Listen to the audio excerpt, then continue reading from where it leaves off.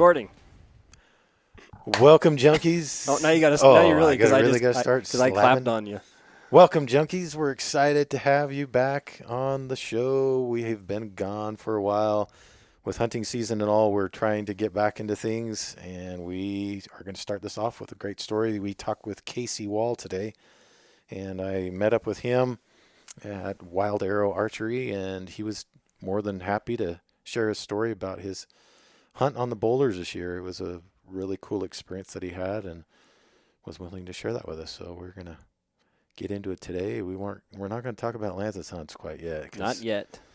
You know, he's got too much to tell us about that. I got stories. Unfortunately, I don't have a good ending that I'd like to have. Plenty of action stories, but no reaction. Yeah, story. Lots of action, lots of fun, but unfortunately, I did not get it done. Yeah, me either. I was in the bulls, had an encounter with a bear. That's another story that we can talk about. But you still got the rifle, Yep. Part of the rifle. Part of the rifle and next you still week. got the muzzleloader. Yep, in November sometime. Yeah, so that's cool. I can do the extended, and I just don't know if I will do it or not. Well, I don't know. You hunted so many days. I think you're quite burned out. So I have to admit, I've been looking. I've been looking at the map. You've been busting out the extended unit. And trying to figure how to get into some of these areas, not have to hike 10 miles. So Get yourself an e-bike. that's right. Cool. All right. Well, let's get into the story and enjoy. All right. See you on the other side. All right. Welcome, everyone. We are excited to have this podcast today. We haven't had one for a while because Lance is off wandering the woods looking for an elk to kill. And Looking was the main point there. right. And I happened to be into Wild Arrow Archery one day with my son and wife. And I saw this gentleman come in behind me, and he starts asking if Jeremiah's there, and he wants to show his bull off. And I was like, oh, this thing must be pretty cool if there's this bull, you know. So I wander outside, and in the back of this truck is this massive bull elk. And I start talking to this gentleman. His name's Casey Wall, and he is here today with us, and he's going to tell us a story about his elk hunt that he was successful on this year in Utah. And we're pretty dang cool bull. I mean, that thing is just so symmetrical and so just perfect. I mean, if for me, when I saw it, I was like, okay, that is what I imagine a bull elk should look like. It's just perfect in all aspects. And so Casey's willingly, I don't know if he's willingly, but he wants to share his story with us today, so we're excited to hear it, and we can go from there. So welcome. Thanks for coming, Casey. Yeah, thanks for coming, Casey. Thank you. So I've got to ask. So you drew, this was the Boulder Plateau, right? Is that what the unit was? That's right. That's correct. So how many points did you have? 18 points. Because I'm looking here at the odds. So, yeah, you were one of the top point holders. It looks like there was someone with 20, someone with 19, and then there's you at 18. So that's awesome. Looks like you would have been one of the bonus point holders having that many points. So you were kind of just pretty well guaranteed for that one. If it makes, it's going to probably get a lot of people mad at me, but I actually drew the boulder in 2010 with 1 point. Oh, my goodness. So, yeah, I didn't have to wait too long. So I was spoiled, but I really didn't know what I was getting at the time. So that's awesome. It looks like there was quite a few hunters. What a total of 18 in-state. Did you run into people when you were there? I did. I mostly just on the roads.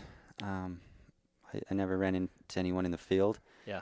And I ran into, everyone was super helpful. I ran into some people while I was out just driving around, and we kind of chatted and helped each other out, pointed each other in different directions. But So have you always tried for Boulder? Is that kind of the place you've always been shooting for? no, Boulder it's kind of a unique story how I applied for Boulder. So last year, I had 17 points, and my brother had hunted a unit a few years prior on the San Juan unit, and I thought that I could draw that out for a hunt on the San Juan. So I put in for that. I thought I had 100% odds Turns out I did not. I didn't draw that. And so this year, with 18 points, I really wanted to burn them, with point creep and everything going up and up. I just wanted to burn them. So I was talking around, and I had a good buddy. I kind of chatted with him for a while.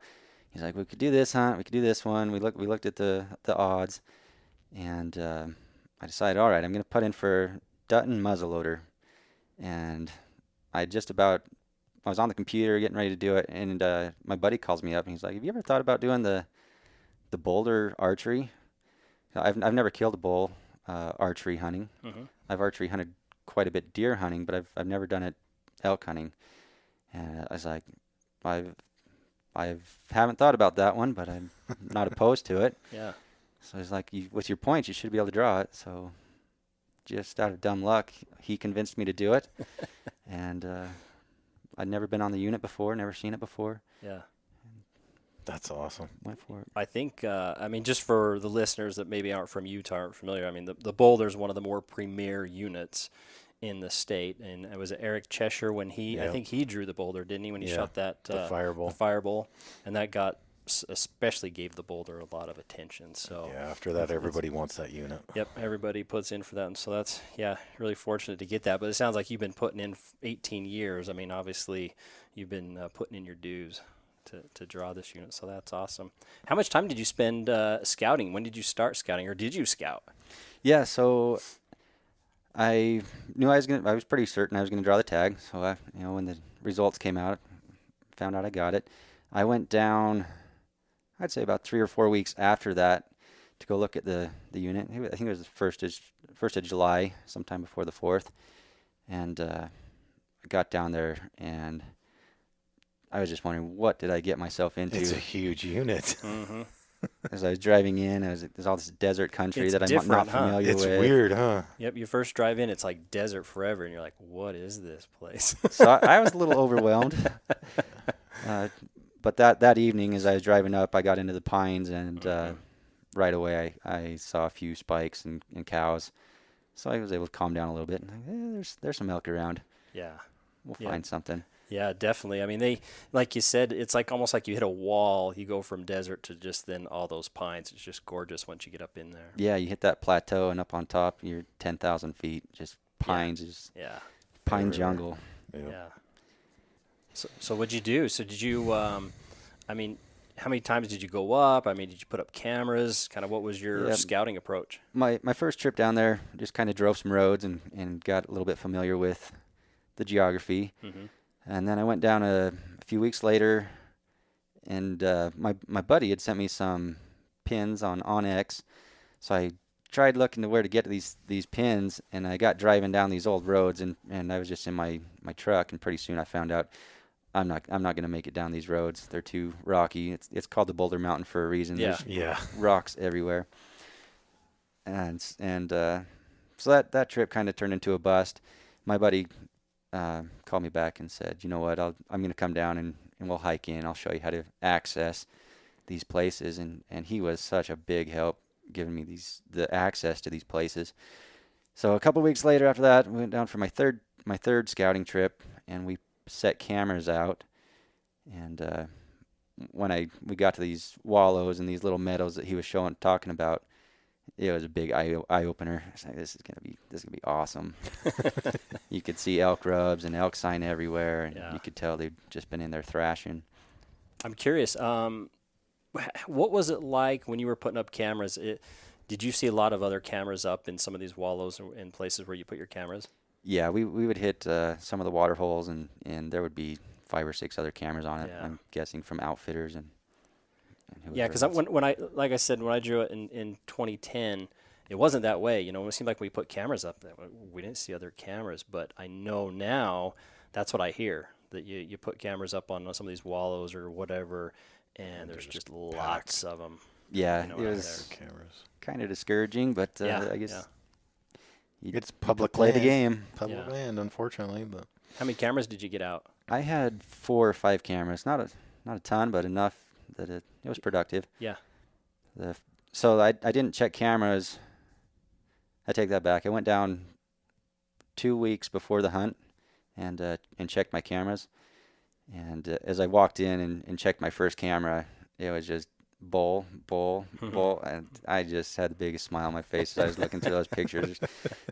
There was just Nice. bulls coming in everywhere, and a couple of them that I would have been very happy to take. Yeah. Especially with archery. I wasn't shooting my sights too high with an archery bull, never shooting one before. Yeah. So with your friend had he hunted this unit before, or how did he have all that Yeah, information? he had drawn the tag in, I want to say 2012. I'm not certain, but yeah, he drew the tag, and so he'd spent quite a bit of time down there and scouting and learning from other people as well. That's nice. So he's just super gracious to share these areas with me. That's awesome. Yeah, you kind of figure, I mean, it's taken most people, on average, it's like 14 to 15 years, so the chances of him to hunt that unit again is pretty low.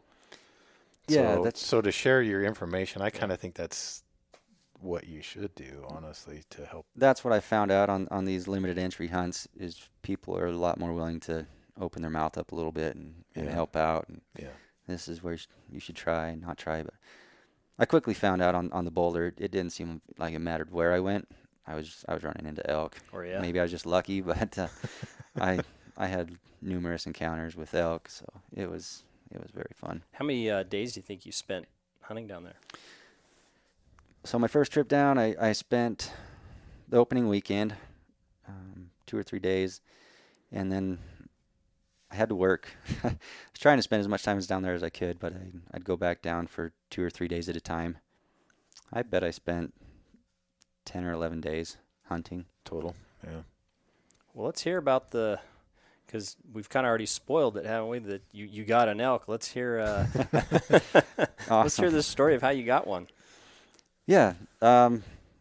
So opening day, we're driving in. I guess it's the night before the opener, driving in, and it's bitter cold. And it's August 20th. It's the opener, I believe, 22nd maybe. It's snowing and bitter cold.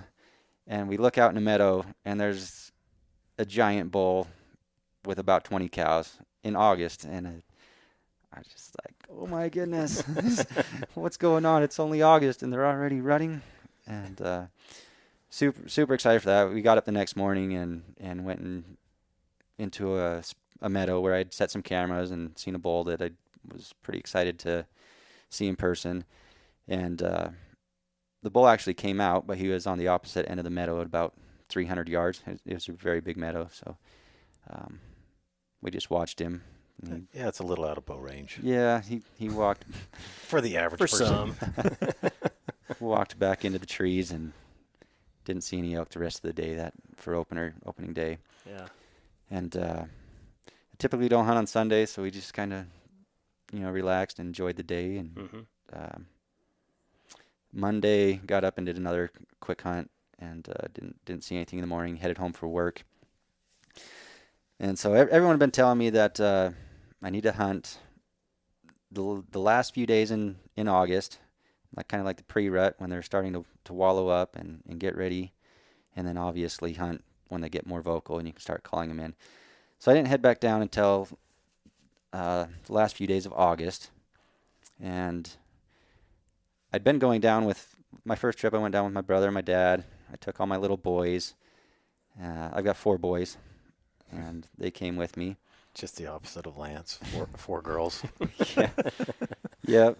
Yeah. So I took them down. They came with me, and we weren't seeing a whole lot. I took one of my boys out with me, and we sat on some water for the evening and didn't see anything. We're hiking out, and all of a sudden my little boy goes, Dad, there's an elk. And I couldn't see it, I guess, because he's just a little guy. He was small enough to see under the trees that he could see it, and sure enough, it was just a cow. There's a cow, but he got so excited, and that honestly was one of the highlights of the trip, just being there with my little boy and seeing him get so excited about that elk that he saw. And That's cool. Yeah, it couldn't tell what we were at, where we were at, and couldn't tell what we were, so it'd keep pawing at the ground and looking at us, then running away, then running back, kind of being funny, and so that was fun. And another week went by, and nothing happened. I I made a whim on a Thursday. I jetted down after work. It's about a 5-hour drive for me to get there. So I left it's not short. left a little bit early from work and just got down there. Is this about first week of September then? Yeah, I think this is September 1st or 2nd. Okay. First weekend in September. Yeah, because I think the first was a Wednesday. I know that because that's when my hunt started. So it probably the second would have been the Thursday. Yeah. So I get down there and I got a meadow I want to go to. I run out to and peek into the meadow, and there are 3 bulls out there. One mega bull, just awesome, big 6-point bull. 2 other bulls, and they're just out thrashing in the mud, picking up the grass and throwing it around. And they are about 250 yards away, and I can try and make a stalk on these guys and see what I can get. So I just take my time, walk around the edge of the meadow, sneaking through the timber, and I get to 80 yards, and Dang. this bull's sitting there. I've been practicing my bow Yeah. like crazy all year. I feel comfortable out to 120. So 80 yards, I'm like, it's a long shot, but I can do this. Maybe it's the excitement in me at the time, but I can do this. So I draw back, and everything just seems perfect, and I let loose and whack. I drill him. Wow. And it's just before dark, so I'm gonna let him wait overnight and see what happens. So I come back the next day, and I get up and drive in. And as I'm driving in, I run into another hunter from Colorado. He's got the big bull tag as well, so he's looking. And so I kind of start chatting with him and say, hey, I just hit this bull over here. And he's like, well, let me come help you look. So he comes over, and pretty quick we get on the blood, and we track it. And he kept saying, it's going to be another 20 yards. He's going to be piled up right here. Another 20 yards right here. Were you seeing quite a bit of blood? There was quite a bit of blood. And we track him for 2 miles. 2 miles. And Wow.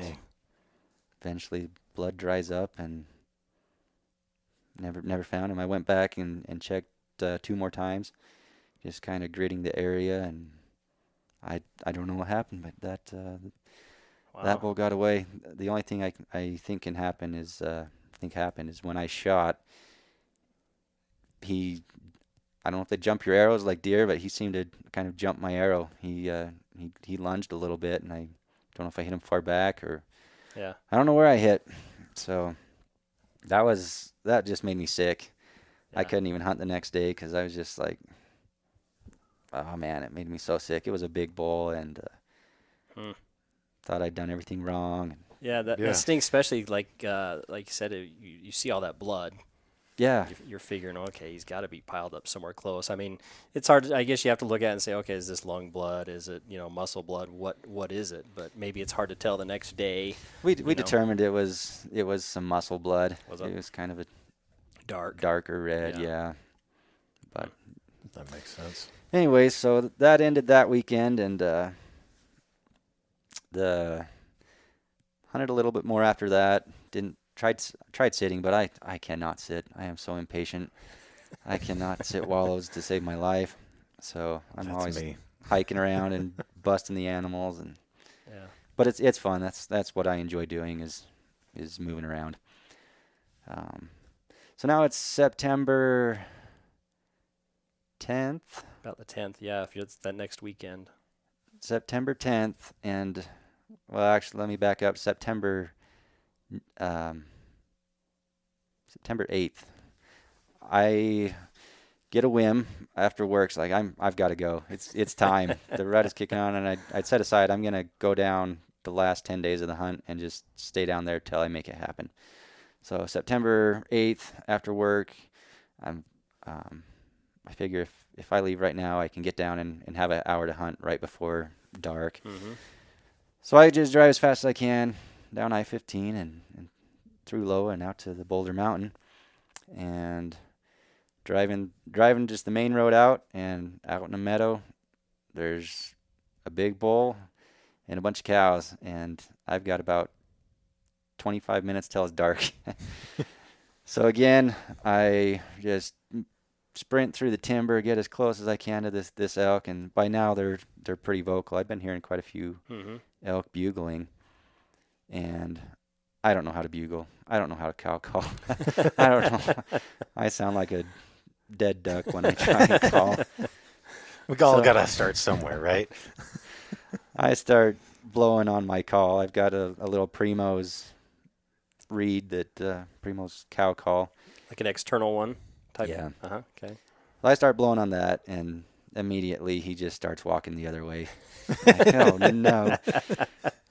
So I keep blowing, and I don't know if he just got annoyed with me or what happened, but eventually he started making his way over towards me, and this is kind of funny. I was trying to make bugles with that reed cow call, but what I was doing, it worked because he came over, but it just got too late. Yeah, and he came into about 20 yards, but it was I actually drew back on him. I couldn't see my pins. I couldn't see what was going on, and so that was frustrating. I thought, I came so close and it didn't happen. Next day, I called my brother and said, "Hey, I got on a bull today," and he got excited, so he came down and wanted to help me out. And I ran into another guy down there that was a spike hunter that said he had a spot he wanted to take me. It was really nice of him. So he took me in, and we went hunting, and we called in a really nice bull that night.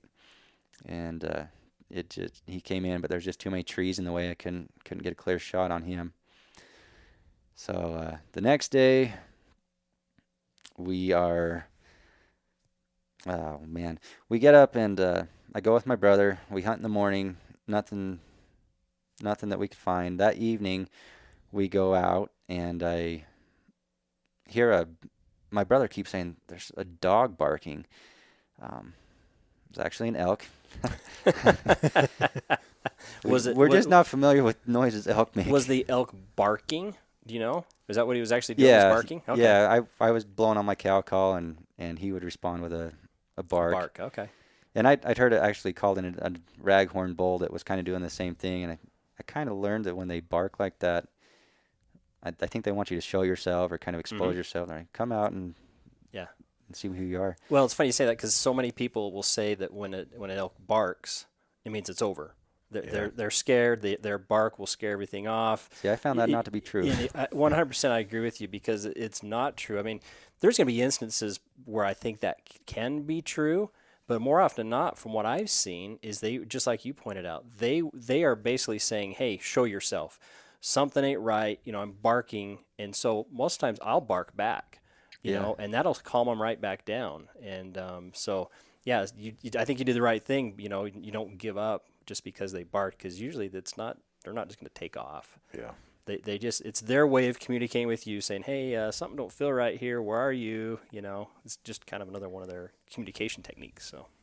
Yeah, so that bull's sitting there barking, and I'm able to. My brother stays a little behind me, and I'm able to slip in, and I can see over this little small pine, and they're just antlers. He's got like 8 points on one side, and he's just a dinosaur. It's a big old bull, and all I can see is antlers, though. I can't see body. And he's the one barking? Yeah. Okay. And so I'm trying to find an opening where I could slip an arrow in, and there's just nothing. Eventually, he wanders off, and we lose that one. So now I've had chances on about 5 or 6 bulls. Yeah. And we just keep hunting. The next morning's a new day, so we get up early, and my brother and I decide to go back where I'd seen that nice bull the one evening where I almost had it right at dark. Yeah. We go in there, and first thing in the morning, elk bugles just goes off, which is nothing new. They'd been very vocal, and we decided let's wander over that way and see if we can get on that bugle. And it's about 2 miles away, I'd say, and we get in and start blowing on our cow calls again, sounding like who knows what. Dead cows. Yeah. And he likes it. And the bugle he bugles again, and this time he's a lot closer. And all right, it's happening, it's happening. So my brother's like, go get in front of me, and so I hop in, I don't know, about 50 yards in front of him. He stays back, and as soon as I get in front of him, again, here comes some antlers through the trees, and it's a big bull. He's a giant, and so I get ready, and he, I can tell he's just about to come behind a pine, so I draw back, and as I draw back, he stops, and he's right there behind that pine tree, and I'm sitting there. I was back for over a minute, and Good night. Starting to shake a little bit. yep, starting to shake. My brother finally, he blew on the cow call again, and that bull took another 3 steps right out in the open, and Nice. 17 yards, drilled him, double lung, ran 100 yards and tipped over. Nice. Wow. And so excited, especially after that first bull got away from me and tracking blood forever. It was very nice to see that bull die in sight. Yeah. Yeah. Oh, such relief. After I shot, I was just like, go down, go down, go down, go down. And So what was it he? happened. What was he? How big was he? He's a big 6-point. Nice 6. I've had Not to be bragging. few people have scored him. He's somewhere between 370s and low 380s. Nice. Well, I got to see this bull. I'm hoping you brought a picture so I can see this before we're all done today. I actually bought the bull. Oh, you did? It's out in the back of the truck. Even better. I found out if I put him in the back of the truck and drive down the freeway, I get a lot of thumbs up. And it kind of boosts my ego. Then they're like, who is this guy? That's awesome. Are you getting it mounted? Yeah, I am. Nice. What kind of mount are you going to do? Right now, I've got a Euro mount. I'll probably keep him that way for a year or so. Oh, cool. It's nice to be able to pick him up and carry him around and show people. And Well, we better wrap up this podcast before someone steals it out there. One of the elk right? hunting neighbors yeah, or something. I already had a good chat with your neighbor. He Oh, came did over you? and wanted to see it. Oh, that's great. Well, that's awesome. I'm glad it all worked out for you. So this was probably about the 11th. I'm thinking you were. Is that about the 11th or date? Yeah, exactly. Well, that's cool. So from what you could tell, it looked like they were like in the peak of the rut. Could you tell where you thought they were? At? I don't think they were in the peak of the rut. They were vocal for about an hour and a half in the morning, about an hour at night. They were definitely callable and bugling and excited to get things started. This year the archery hunt went till the 17th, so it was good dates to be archery hunting. Yeah, For sure. But I don't know, that's a special mountain, special place to hunt. yeah, it is cool. Fell in love with it, and a lot of special memories I'll have to keep with me forever. So Yeah, even for me, I've been tempted to go back someday and just hunt spike, just so I can be in the thick of all of that, because it's not unusual, that experience you're having. You see all these big bulls and they're bugling like crazy and out in the meadows, and so a guy just even if you don't care about shooting the big bull, you just want to maybe go hunt spike. Just so you can see the big ones. Yeah, Yeah. go down there and just experience that, especially for your kids. If you just want your kids to just experience that and see all that, well, there you go. There's an opportunity. it is a very thick mountain. You don't get I didn't even hardly use binoculars. It's so thick down there. Yeah. But so you just kind of follow the noise, chase Yeah. the bugles. But it's a neat place. Oh, that's cool. So what kind of bow are you shooting? I know Jeremiah set you up. He did. I spoiled myself after I got the tag, and I got a Hoyt Venom. Nice. I was shooting that with some Easton arrows, and I'm cheap on my broadheads. I figure if the shot's where it's supposed to be, it's getting to the trigger. So Yeah, got a pack of 5 Madman broadheads, that works. and they worked. Nice. So what kind of lessons learned did you get from this hunt? I'd say persistence. Obviously I was going in there wanting to spend a lot of time and effort on this hunt because it was such a special hunt. Yeah. But going and just taking the time and a lot of hikes, setting up the cameras, doing your due diligence, and just working hard. Yeah. Any chance that the bull you shot is on one of your cameras? I don't think so. Mhm. I showed the bull to one of the guys that I ran to on the mountain, and he had a video of it, but the quality is just so grainy and poor that Yeah. it's hard to tell. There might be, I don't know, might be worth reaching out if you wanted to some of the guides down there. They might, you might be able to show them a picture. They might have something. I'm sure they would. There's, like you say, there are so many Yeah. cameras on that unit. It's Yeah. hard to let one get slip Yeah. through them all. You'll Yeah, probably sounds have cool. somebody in a couple years call you up and say, "Hey, I've got your bull sheds."